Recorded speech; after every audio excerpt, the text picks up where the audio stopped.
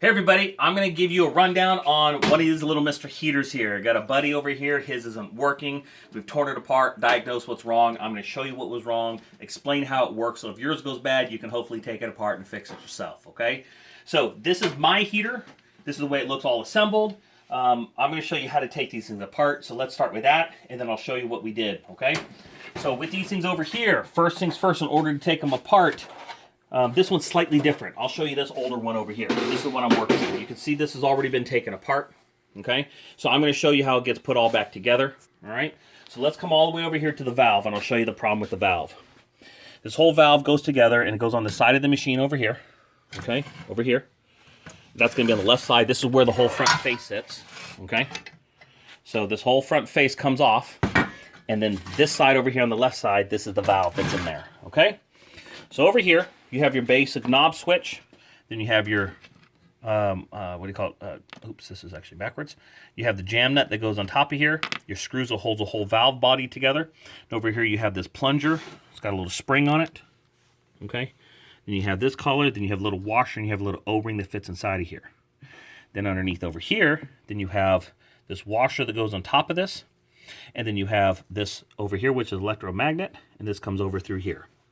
All right, so on this particular one over here, what we were doing is over here, the problem is that whenever you try to light this, no flame would be coming out of the pilot. Let me put this back in so you can kind of see how this sits, so you get the idea. So when this sits over here, no flame was coming out here when you tried to hood the pilot. It would turn on sometimes, but not all the time. It was kind of intermittent. So we took it all apart, and here's the problem that I found. Over here, there is a washer that goes on top of this. And as you can see, the washer is ripped.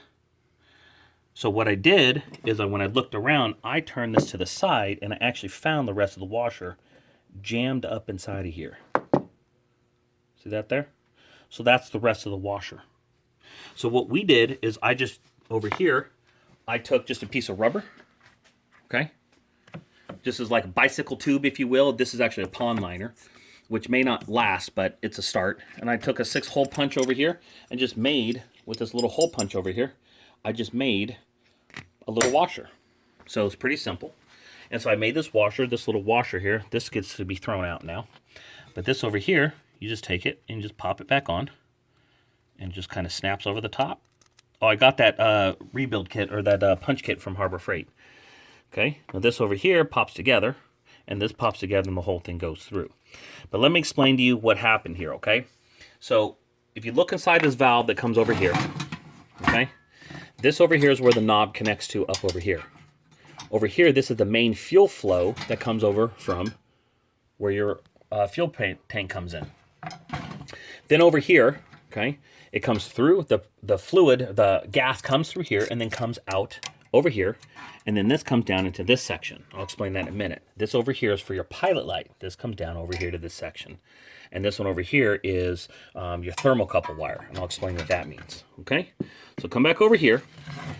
When you start over here, you have your pilot light that comes over through here, down over through this one, and comes over, there's a little tiny pinhole over here, okay? And that mixes with the air through here, and comes out and actually have a gas that's burned over here. It mixes the air and the fuel together and it comes out. This over here is your igniter that goes to your Piat sparker, which is over here. Oops. On this model, it's this one over here. You click it, okay? And that actually goes to this component right here, which makes a little spark in between here, and it lights the gas when it's coming out.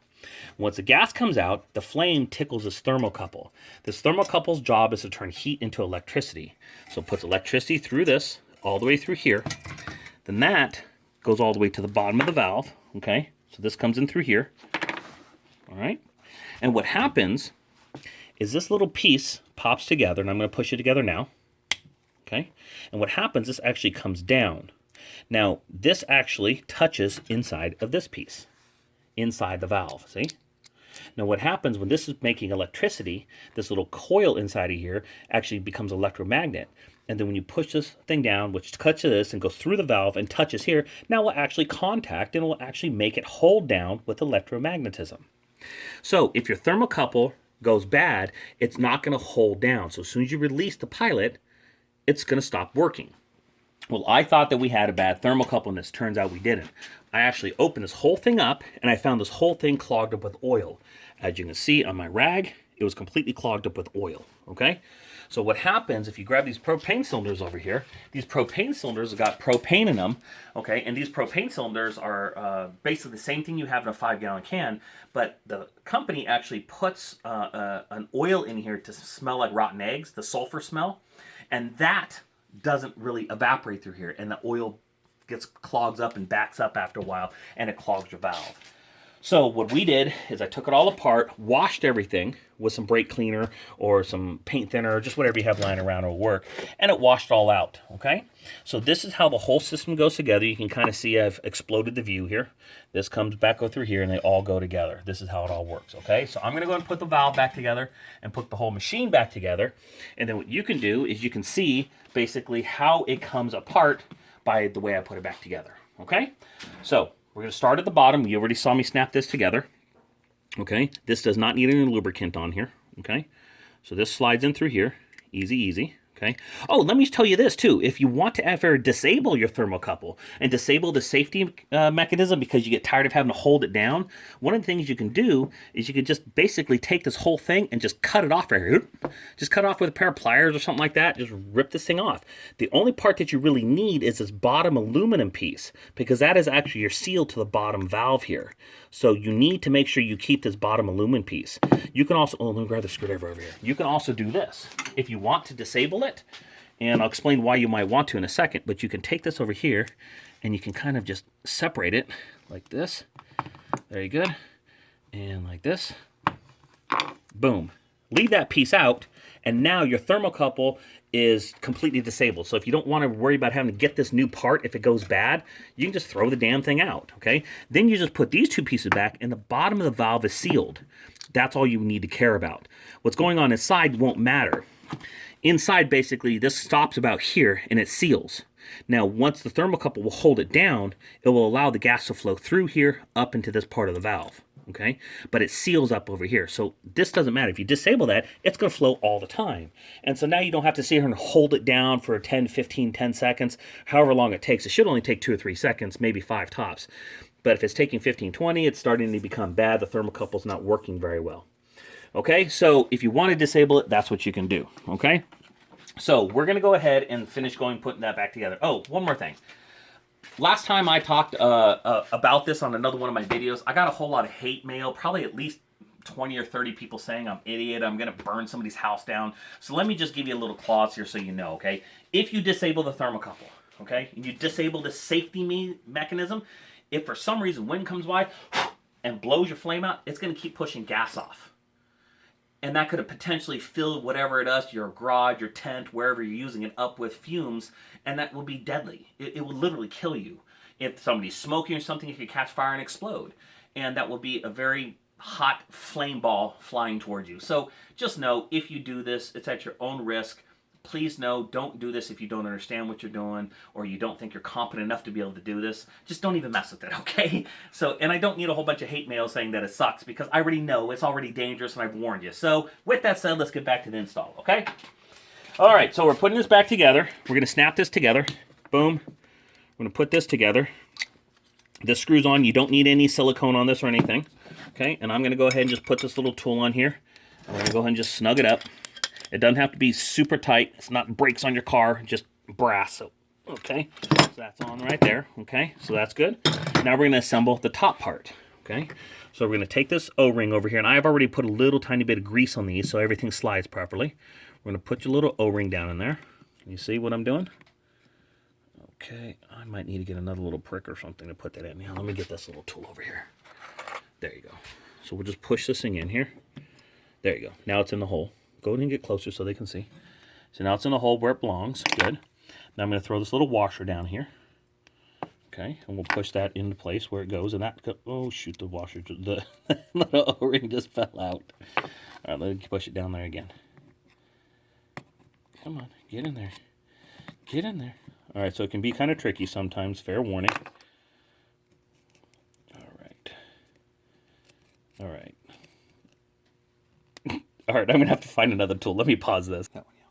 Okay, so the easiest way to do this, I found after playing with it for a few minutes, is you just put your washer on here, your O-ring in here, Okay, and then you just push this through, and you just push it in. Okay, boom.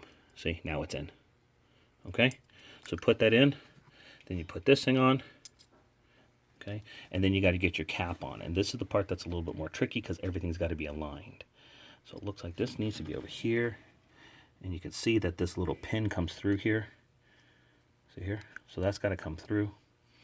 And this one here, I tried to put on earlier, and it was a little bit more tricky than I wanted it to be. But sometimes you just got to spin it and figure out a way to get it. So that's what we're going to do. Very good.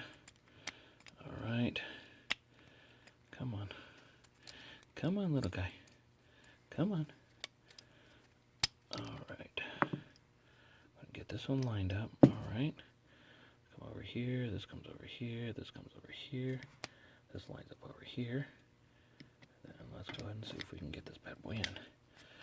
Okay, and I'm going to go ahead and give it a little spin. See if I can get it in. This is the tricky part about taking apart these valves, is getting it all aligned. They only go back together one way. So once you get them in, you know they're in.